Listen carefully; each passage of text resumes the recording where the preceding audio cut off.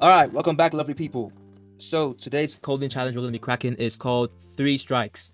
We've got two conditions for this one. The first condition is given an integer between 1 and 10,000. That's the first condition. The second one, we have to display or return how many numbers between 1 up to that integer that when you square it, it contains at least one digit, which is number 3. In simple words, so let's say our integer is 10. If we're going from 1 to 10, we need to find the square of each number from 1 to 10. So we're going to have 1, 4, 9, 16, 25, 36, 49, 64, 81, then 100. And then checking all of those squares, we can check how many numbers or how many of them have the number 3 in them. For this, the only one that has 3 is 36, which means we're going to return the number 1. So on that note, as usual, we're going to be doing our design phase using a flowchart just so we can map out what we want our code to look like. And then we're going to have our 5 minutes time just to actually code and see if we can beat the clock. So on that note, let's start with our flowchart. I'm going to pull that up on the screen in 3, 2, 1, boom. And we're in. So let's go with our start and our end as always. Start, end. Let's drag this down. Then we want to have our inputs to that. The input an integer there. Then we want to do a for loop probably. So we want to have a for loop. Let's get our rectangle there. Loop from 1 to the integer. Then we want to, let me think. So we want to do for each one, we want to find the square of each one. So let's add this again. Square each number. Then we want to, wait, let's leave that. So let's say you want to check each one, or let's just check each number, like that. Check if each number has the digit 3. What am I doing? Let's delete that. Delete you. Let's put that on the arrow. What the hell? Nope, nope, nope, nope, nope, nope. Get rid of all that. Okay. If does number have the digit 3? Does number have digit 3? If yes, we want to add, let's add the count. So let's add the count because we might need that. Oh man, that is not what I want. How do I do this arrow? Bring it down, bring it down. Yep, cool. So initialize, let's say init count equals to 0. Then square each number. Does number have digit 3? If yes, then increase count by 1. Bring this down. If yes, then increase count by 1. And then we want to display or return count. So we want to return count.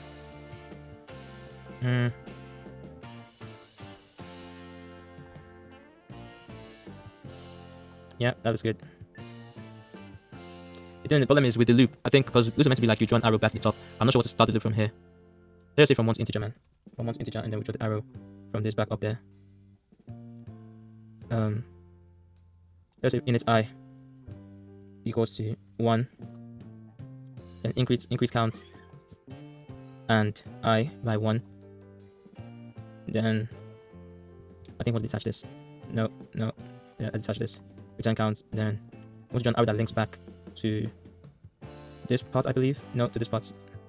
So square number. So square I.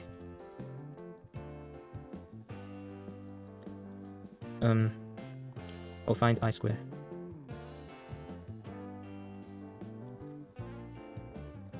Number equals to I square. Okay, they want to bring this all the way back here, don't we? Let's drag this here. Bring this back here. Yeah. Then we want to add a process here. So if I, oh no, this back. Is I equals to integer. Oh, flipping hell. This arrow is meant to be for this. Oh, that's annoying. You know what? There should be a way out of this. Let's leave that. Let's bring this here. Bring that back up here. Yeah, that's cool. then return count. Yeah, and then end. And that makes sense. Why I need to add? Where's my box for yes or no? Does number have digit 3? Yes. Chili sauce. So if there's, where's the no for you? Then, if not, then increase count and go back to this, right? I think so. Wait. Oh, flip. You have to add a different process. Man, that's why I don't like flowcharts. So I need to delete you. I need to make one to be count. I want to be just I. Let's make this I. Let's make this count. So if it's yes, increase count by 1. Increase count and I by 1. If no, increase I by 1. Then that's what we want. How do you put side by side? That's the problem.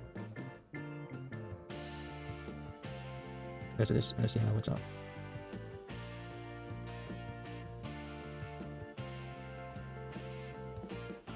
So text, that should be for no.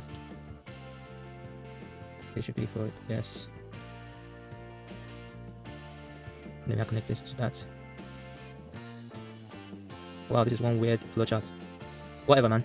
I think this is now correct. Yes.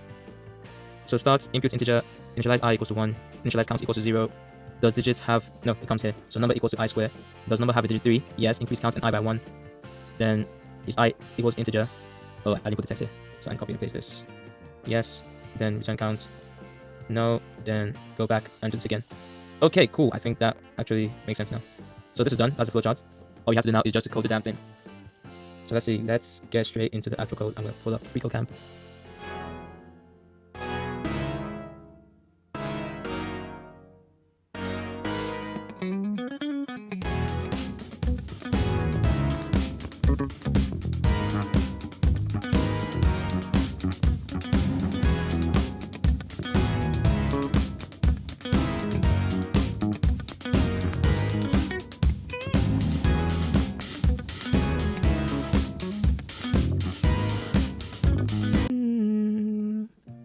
Yeah, so that's literally it.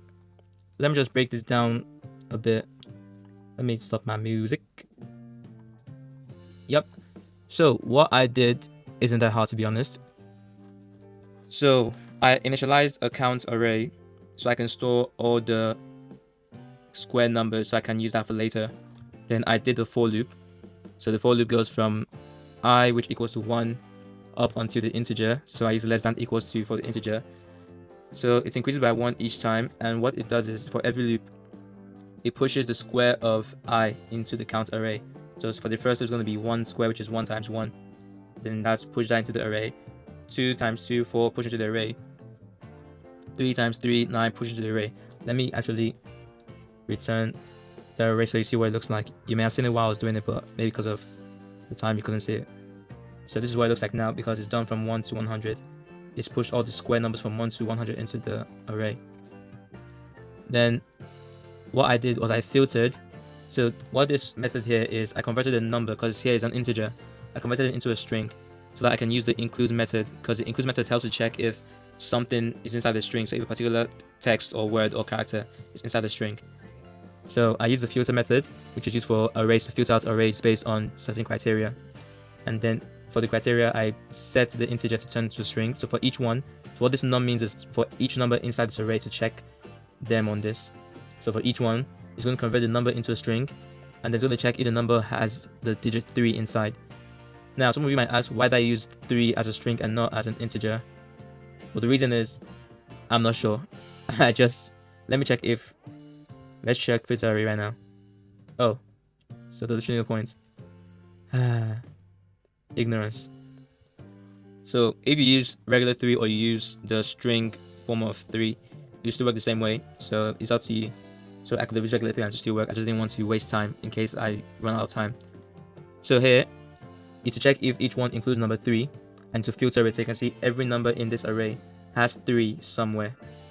So that's this filter array, and then I made it to return filter array.length. So since I'm an array, I can easily get the length of the array, and that tells me how many numbers are inside the array. And that's why if we run the test, it works. So yeah, that was literally it. That didn't even take long at all. This is what, like 8 lines of code. Is there a way to make this shorter? I feel like there is, but let me check if I don't need this. Let me remove this, and let me remove this, and let me remove this. Let me turn this to return. Yeah, so that works the same way. So this is now 7 lines of code. I could compress this into this, compress this into that, then take this there, and now we have 4 lines of code, which will work the same way. So anywho, so we cracked that under 5 minutes, and that's literally how we cracked this code. So thank you for watching. Make sure you keep watching other videos because I do more of content regarding cracking different kinds of projects on freeCodeCamp. Just stay tuned. If there's anyone you want to work on, or this, if you want to work on this particular one, go to the description. I have it down in the description. You can just click on the link and to take it straight into this and you can practice yourself. See, there's a better way you can solve it. And if you do have better to solve it, just let me know. Again, put it down in the comments and I'll be happy to check and see if it actually works well or if I think my method is more superior. On that note, have a lovely day and enjoy the rest of your week.